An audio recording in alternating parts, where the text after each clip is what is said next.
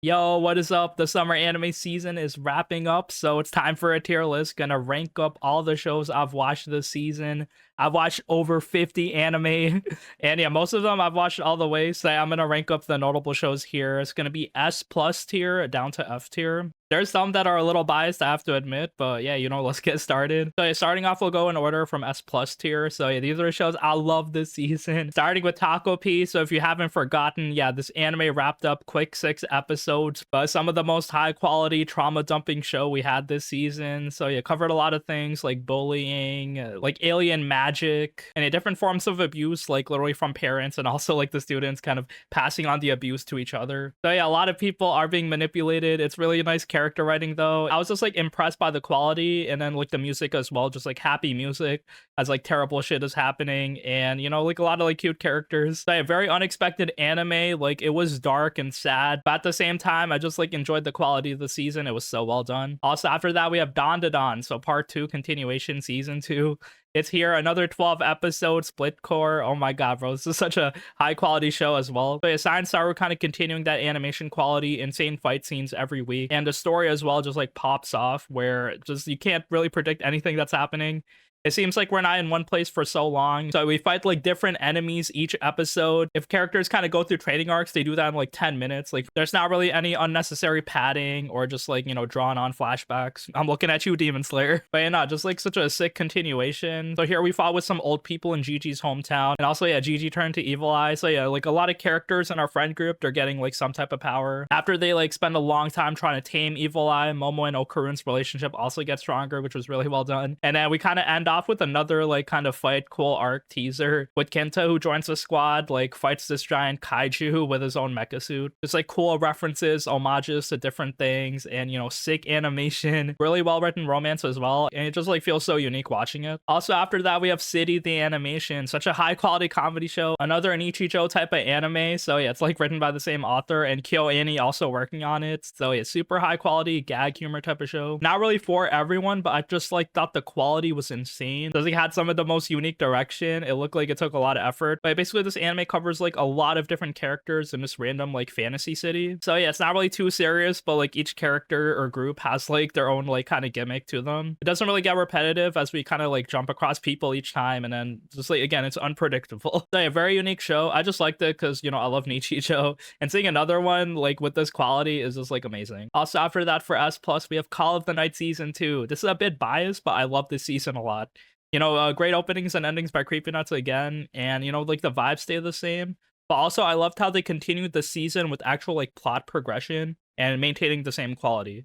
Like those two are like the main things I look for like kind of continuations of seasons. So we're learning more backstories of like characters from last season. Ko and Nazuna kind of being the main characters, discovering things, and also yeah, Anko, the main antagonist as well. She also gets like some resolution. So yeah, really love the second season. Fits right in. Just like a super nice romance show with some like maybe problematic grooming vampires. Also finally for S plus tier, we have 2B Hero X. So yeah, 12 more episodes. High quality superhero show. It's crazy. This whole season's pretty much like a backstory season, which I did love. I loved all the backstories in this anime. I feel like the second half might be a bit weaker. There are some characters I didn't really care about too much, like Little Johnny and then Nice. But I think it's fine. There were like a lot of like rewarding moments. Each episode just like super high quality, had like some of the most insane fight scenes. So yeah, that like kind of continued on this season. And I think there's gonna be a continuation, like 2B Hero X2 maybe. Because yeah, this is all set up for like this X tournament, but yeah, we didn't have enough time for the tournament. It kind of ended up learning X's backstory and maybe learning more about the world. We're just like kind of like evil companies basically kind of controlling the hero industry, stuff like that's going on. So yeah, very impressive anime. It looks like these Chinese productions are gonna pour the money in, try to get some high quality shows airing for everybody. And that's it for S plus tier. Let's go to S tier now. So yeah, starting off we have Gachi Akuta. The new kind of edgy shonen anime. It is super high quality. If you see like these character designs with their outfits, super detailed, a lot of like shading, and kind of like a nice world setup where there's like giant garbage monsters everywhere. Like kind of like a terrible environment we're living in. You can kind of feel like a sense of despair as there's like kind of bandits and looters and also like giant monsters everywhere. But then like as the anime progresses, we see like there's actual good people here called the Cleaners. Naruto's kind of joining them, and they all have like their own power. He has his own special power as well, where he can kind of control anything. So it kind of like decent setup so far, and then like there are some flaws I'd say with the story.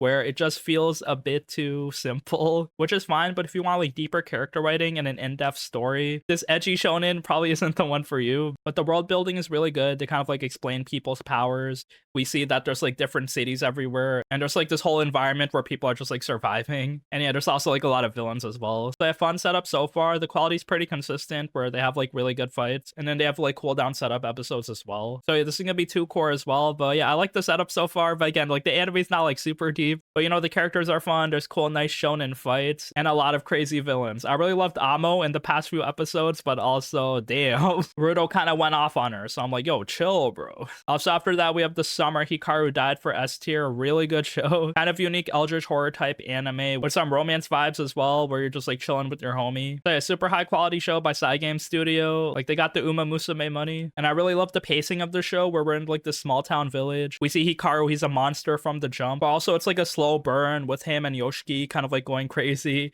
Like he feels the guilt, so they kind of like drag things along as we see like Hikaru kind of attacking people, them going to school, Yoshiki kind of concerned with like his family and friends. And after that, they kind of resolve things, and in the second half we learn more lore, and maybe there's some people trying to hunt down Hikaru as Yoshiki's trying to like help him together. So its anime felt really good, and there's gonna be a season 2. So yeah, the adventures of Hikaru and Yoshiki continue, probably more suffering, more scary moments as we're kind of hanging out in this like supernatural village. After that, for S tier, we have Sakamoto Days Part 2, so a continuation. I know a lot of people like this season more than Part 1.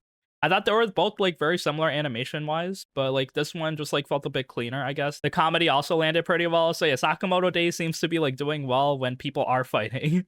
So yeah, we had a lot of setups in part 1, but here are like a lot of assassins coming in, as well as like, you know, the final boss lure. And you know, the badass old man samurai, just like shit pops off like no other in Sakamoto Days. The story also like is this kind of parody style, so you don't really take it too seriously. But yeah, just like a lot of crazy stuff happening. I think there's gonna be a continuation as well. But basically the second core was like pretty decent. Like it came into its own. Also after that, we have Cleave Test for S tier. I really love this kind of like dark fantasy show, kind of new story out here. I didn't really know what to expect, but yeah, decent 12 episodes, which is like, you know, people dying and like there's heroes, but they just get no diff by magic beasts. But everyone kind of feels like there's no purpose to anything really, because yeah, they want to expand the territory, but things kind of escalate as Cleavitas kind of like inserts himself into the story. So yeah, we just like follow Cleavitas plus like this baby and like kind of 2 badass women as well. That's like kind of going around the world, surviving, and I guess like fighting wars. So yeah, the anime was like really good quality. A lot of the fights were like really fun. And you know, the story is like nice and dark. So yeah, a lot of like brutal moments as well, so it was pretty captivating. Also after that, we have the Arknights anime, so season 3, Rise from Ember. 10 episodes, finished up like kind of like the first part of the Arknight story, where we kind of like chase after Tallulah. She's the final boss. So yeah, she's kind of like attacking the city. So we have to kind of go after her, beat her, also beat all of her other generals. So yeah, a lot of people are dying in these fights, which is kind of sad. But yeah, I thought this season was like super high quality. I'm a bit biased again because I played the game. I thought like seeing all the moments were like cool from the game. I'd say if you haven't touched anything of Arknights, yeah, the season 3 is super confusing, even if you've seen the first 2 seasons. There's like a lot of villains. They don't really explain too much. You have to be expected to know some things. Also some like important side stories as well, were just like kind of sped run. So stuff like that's going on. Again, you might be confused. Oh, why are these people fighting? What's happening? Where are we? Who are these people? So yeah, I say that's like the only kind of major flaw if you like have no idea what Arknights is and you're trying to watch this show. But again, it's like super high quality. There's like hype moments, hype fights. And yeah, I was just like super happy with the quality of this season as an Arknights player. Also after that, for S tier, we have See You Tomorrow at the Food Court podcast anime out here. So yeah, I was sad because this is like a quick 6-episode show. I thought it'd be like a whole 12-episode one. But yeah, just like the anime we did have was like super chill. Just like seeing 2 kind of femcells hanging out, giving us social commentary each week about like random stuff in Japan. So yeah, you know, it's like stuff going on in their school, stuff about appearances, maybe politics.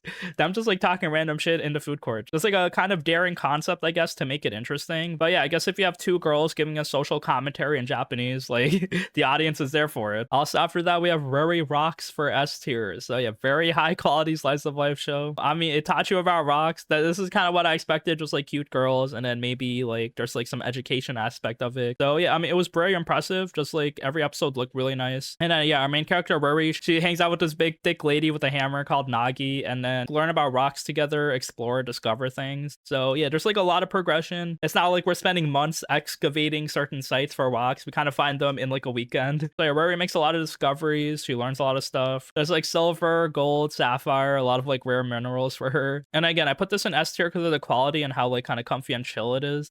The only problem is that how thick the women are because yeah, I feel like the fan service is kind of like a bit too much. I don't mind the character designs, but I feel like if it's this much, it is kind of distracting. Also after that, we have Witch Watch. So yeah, continue from last season. Very good. Just like continues the kind of sitcom style. We meet some more characters and then they do some gags where Nico kind of uses her magic each week. There's even like a scene where Nico kind of just like gender swapped the whole cast. So yeah, I guess her magic is pretty versatile. I'd say maybe one thing the second core didn't have was a big kind of like confrontation to like the slice of life. Because last season there were like some stakes with like Wolf. But yeah, here it's like pretty much like characters hanging out doing school things and maybe like some character progression for some people. Also, finally for S tier, we have Bond. So Giga's anime. It's kind of like double isekai story. I did like it. They kind of like cool short 18-minute episode here. I thought it was very nice, very well done. It looked like he took a lot of care crafting the characters and the story. Also after that we have A tier. So yeah, these are shows I really liked. Maybe I had like a bit of problems with some of them, but yeah, like they were all like really decent throughout. So yeah, first one we have The Fragrant Flower Blooms with Dignity, Karuhana. So yeah, this is a really hyped up romance show this season. It didn't really air on time. It's like a Netflix delayed release, apparently. But yeah, I watched it. It was very wholesome, comfortable, Cloverworks, like high quality. The story I felt kind of let down, mainly because people said it wasn't super tropey. There's no misunderstanding, stuff like that. But again, I saw the first episode super tropey, bro.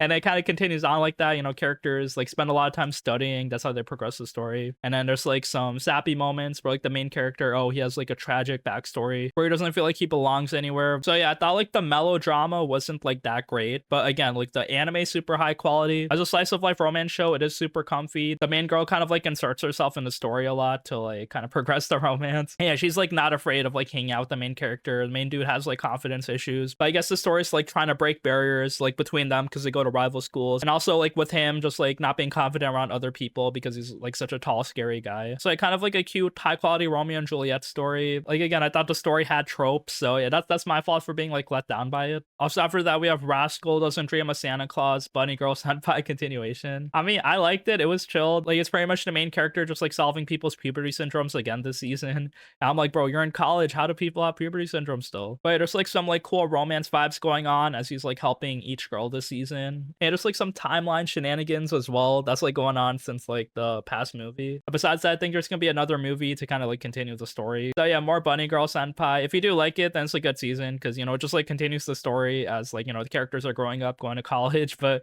you know still facing the same kind of puberty syndrome issues. Also after that we have Dr. Stone Science Future continuation. So yeah, the second part of it.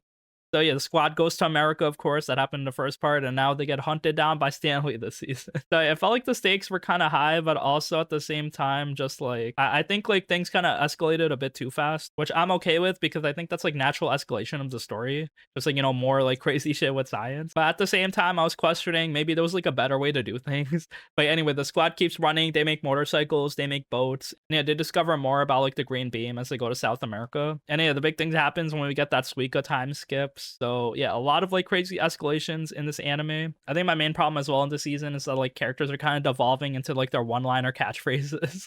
So like they felt like NPCs, not really characters, and they're kind of like going with the flow as they build things. And again, a Dr. Stone does like a lot of cool stuff still with like emotional moments and having like a goal to build towards. Also after that we have Grand Blue season 2. So yeah, like a nice continuation after waiting a while for the first season. But it's such like a funny show, you know, characters in college just like hanging out, and the characters getting naked, innuendo, they're in a diving club just drinking. So there's like a lot of like teasing and stuff. Like nothing serious happens or escalates, of course. It's all jokes. Also, yeah, this anime did like kind of leak like the whole 12 episodes, which was also kind of unfortunate. Also after that, we have Secrets of the Silent Witch. So yeah, I love this show. Bocchi the witch out here. Kind of cute anime with this overpowered like kind of shy girl. Does like kind of infiltrating the school to like protect the prince. So it kind of like didn't really turn out to be a witch anime, but turned out to be just like kind of magic student council and then like kind of kingdom royalty politics going on. But yeah, basically Monica doesn't really care about that.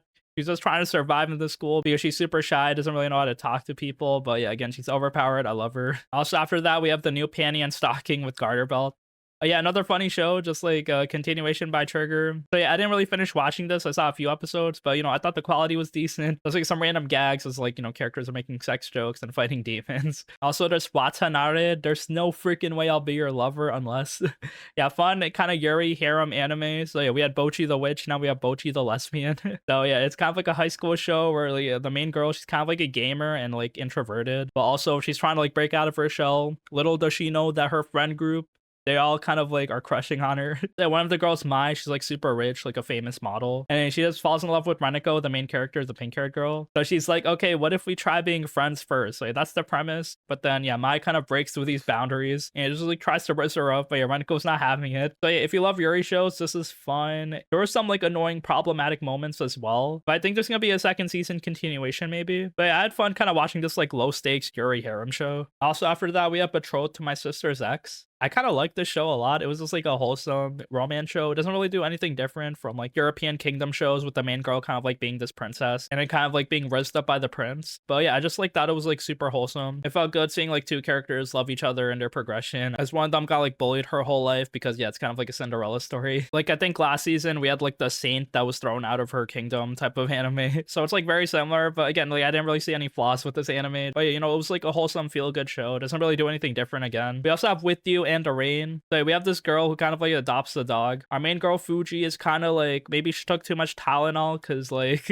she acts a bit funny. But basically it's like a super chill slice of life show. Like I think there's like some like kind of sad story that we're setting up. But yeah, again, we don't really cover that. It's just like super slice of life with, you know, characters meeting this dog. That's not really a dog. It's a super intelligent Tanuki raccoon spirit. Also after that, we have detectives these days are crazy. So yeah, Hanakana voicing the main character Mashiro, who's kind of like a detective in training. Yeah, it's kind of like a gag anime. I thought the comedy was pretty good. Just like a lot of fun, different like detective stories going on. We also have a Bouquet for an Ugly Girl. So yeah, again, another super wholesome romance show. The story's not like super original, but yeah, just like very chill, feel good. So our main character is kind of like ugly. It's like a high school romance show. She has like, you know, big eyebrows, a bit chubby, and then like I guess she's like a bit shy as well. So yeah, she likes cute things, but I guess she's like holding herself back. But yeah, our main girl Tabata, she has like a supporting family. Also after that, she meets the main guy, and then it's kind of like a gateway of her making like other friends as well. So yeah, super cute, feel good show. Again, it's not super deep, but I like felt like there was nothing wrong with the story. And yeah, also like a pretty fun supporting cast, just like helping the main girl as well. We also have Summer Pockets, so a continuation from last season. Oh my god, bro, if every arc in this anime does not just like make me cry.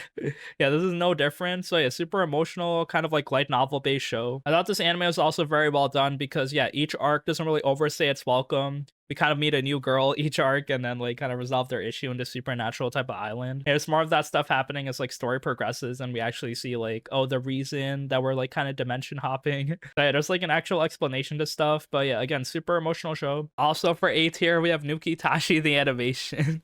Yeah, the show is kind of out there. It's like characters just having sex right in front of us from the jump. So yeah, it's like a crazy new world out here based on a visual novel, a rogue type game where, you know, characters are having too much sex on this island. So the main characters are trying to purify it, trying to change their ways in this like underground organization as they're like fighting with different sex objects and exploring different types of fetishes and preferences and stuff like that. So Passione worked on this show. You know, they love the fan service type shows. You know, story gets a bit emotional sometimes. Like the premise is crazy. Not super fleshed out. I guess you have to play the visual novel game to really get like more of what this world is about. But yeah, just thought like the concept was like pretty interesting. And then finally, we have a Dongwa Lord of Mysteries for A tier. I mean, very good quality show. Just like look very unique, like this kind of like steampunk fantasy world with like a lot of people with magical powers as well. But also, yeah, story super confusing. I know a lot of people say that. When I finally finished up the anime, I realized like, yeah, what it was going for, where like it's just the main dude just like solving people's mysteries, like he's in an RPG and doing side quests. Yeah, that's unironically what it is because he also has a skill tree. That's just like kind of solving more problems with this world, like fighting monsters and like, you know, defeating people. Like he's getting more skills, more powers in his like mind palace. Kind of like an isekai transmigration type of story. So yeah, I wasn't really too into the world, but yeah, if you do like the world, then yeah, you'd probably love the entire anime. And after that, we have B tier. So yeah, these are also like kind of okay shows, maybe okay quality, but had some problems. The first one, I'm sorry, it's gonna be My Dress Up Darling. So season 2, it was a highly anticipated season 2. Season 1, super high quality. Cloverworks worked on a lot this season. So yeah, they did this, Bunny Girl, and also Karuhana. I think like My Dress Up Darling suffered because even though the story is like slice of life based, that's still no excuse to like have such like meaningless events in this show. So yeah, like the whole purpose of the show is to get Marin to cosplay, maybe have like some fan service moments as well as we like hang out with other characters in the school or like in their cosplay group. But yeah, like the problems are that like it's also a romance show. The romance progresses zero. Also, at the same time, our main character Gojo, he's trying to go through some character moments where like maybe he overworks himself, but the classmates kind of respect him, see him, and help him out. It's like stuff that I thought like we already uncovered in season 1. Also, we meet a lot of characters with the same issues as Gojo, where they had like some type of hobby, either cross-dressing or, you know, being a weave. But then the people around them didn't really approve of their hobbies. So yeah, they finally found a group of people they belong to. Marin also helps them as we get like this big group of cosplayers at the end. But basically, no real stakes in this show, like no progression. That was my only problem. If we had some type of progression, I would probably bump this up to A tier. But yeah, like even the cosplays I thought weren't really that interesting. Also, after that, we have Kaiju number 8 season 2. I mean, I love season 1. I think season 2 would still like maintain the quality, you know, same production, nothing really bad about it. You know, like they have the ending by Run Republic. Opening was pretty fire too. I think the only issue is that like it's not really the anime's fault, but like, yeah, the story was super boring. Everyone kind of knows about it being kind of like drawn out with all these like kind of cool down training arcs. It felt like slightly different from other shonen with like, you know, older characters, and maybe there were like some gags, but yeah, like the fights were decent. But yeah, like season 2 kind of like drew things out, just like the same villain Kaiju number 9 who's super annoying. And then, you know, finally there's like some actual pop-ups towards the end of the season, which is fun. But yeah, we meet some tropey characters, and yeah, get like some sappy training arcs with Ichikawa and some other people. Also, after that, we have Tougen Anki,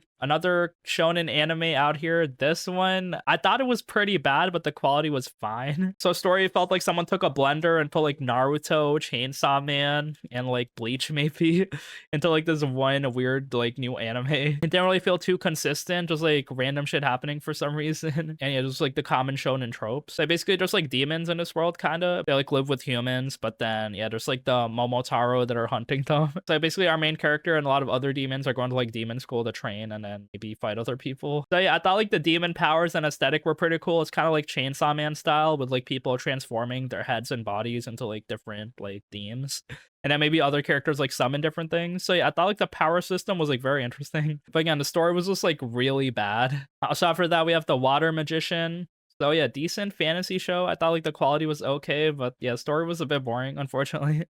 I was kind of down with it because it felt like I've been killing slimes for 300 years, except like kind of gender swap with the main dude. Because yeah, like it's like really the same premise. Like a dude who died, so like the isekai god kind of turned him into a 17-year-old immortal like magician. So yeah, like he has like water powers, I guess, and then he kind of like hones them to be like kind of strong, like different types of water. He can like use ice, so yeah, he's using ice most of the time. But just a dude like living his life in the mountains, and then yeah, he also meets more characters. Also, yeah, he also fights a red dragon, like in like the second episode, which I thought was like, that's exactly what happens in Slime 300. That's why I thought like it's like very similar. I think the main problem I also had with the story was that we get like all these side characters were like kind of interesting. So I thought it was fun seeing characters that are not the water magician, but at the same time, they weren't really fleshed out. They do random fantasy stuff in this like Adventurers Guild. The story was like a bit too generic, but you know, the quality was okay. We also have the Seventh Prince Part 2. So yeah, I mean, it's out here. Very degen anime with like the little boy with the thick hips. He's overpowered. There's more of him. There's more of other characters as well going on this season. I mean, I think the only reason to watch this anime, if you're not a degen, is probably for like the kind of decent quality fight scenes that happen sometimes. This season, I felt like it was a bit worse. Characters are just like devolving into like their character trope. I do like how even though the main character is like super overpowered, there's like broken levels of magical powers. A lot of the other side characters are still like really strong as well, so they can like have some like cool fights sometimes. We also have dealing with the Mika Dono sisters is a breeze. Kind of just like a random seasonal romance show. The premise is like pretty flimsy and nothing too like groundbreaking or innovative. But at the same time, you know, it's just like a chill romance show, like a dude kind of taking care of these girls, and just like, you know, harem style romance show. Also after that, we have Welcome to the Outcast Restaurant. So this anime kind of follows the theme of a dude getting kicked out of his party. So at this time he has cooking skills, so he like makes a restaurant. He has like a lot of savings. I think one thing is that it's kind of like dark. Like it doesn't really have to be this dark, but yeah, like one of the characters gets sold into slavery, and then the main dude has to like buy her. And also one of the other girls almost gets like raped by like this evil party. So yeah, like he's basically rescuing all these people with like their small problems. But I thought that setup in like the first few episodes was kind of crazy that like it didn't really need to be there. So I thought like the author kind of added that to be like dark and edgy for some reason. Because after those dark events, there's actually like wholesome chill moments in the restaurant. We also have the shy hero and the assassin princesses. So yeah, there's Bocchi the hero. This dude is like very buff and brolic, but yeah, you can't talk to women. and he can't really form a party. And then all these like three women are also trying to kill him because he's super strong. So they kind of see him as a challenge. But yeah, he's just like way too overpowered. Have like a decent low stakes fantasy show. Like nothing wrong with it if you like a bit of degen fan service. You also have Ugly Man Epic Fighter, another isekai. This one is kind of funny.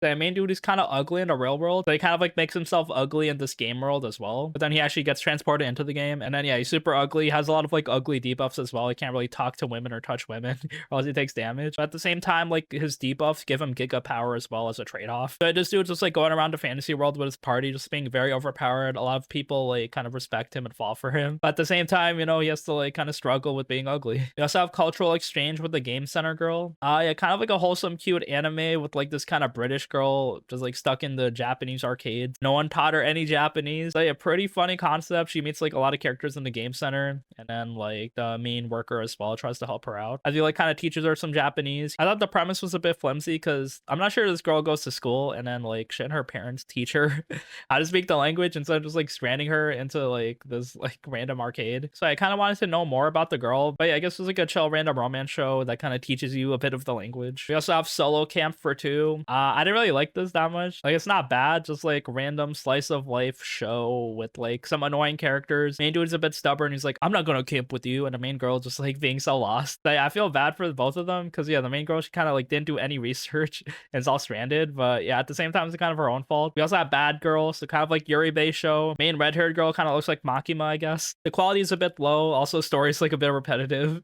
But basically, some fan service here, characters in short skirts, and then yeah, the main girl, she wants to be bad, but she's really bad at being bad. But also, yeah, the main girl takes an interest in her, and yeah, there's like some romance, love triangle stuff going on. Also, after that, we have Turkey, Time to Strike. So yeah, bowling anime, bowling isekai. I thought the premise was a bit captivating in the beginning, but after that, it got a bit annoying. By characters growing, getting development, and trying to go back to their own world. We also have the Apocalypse Bringer isekai.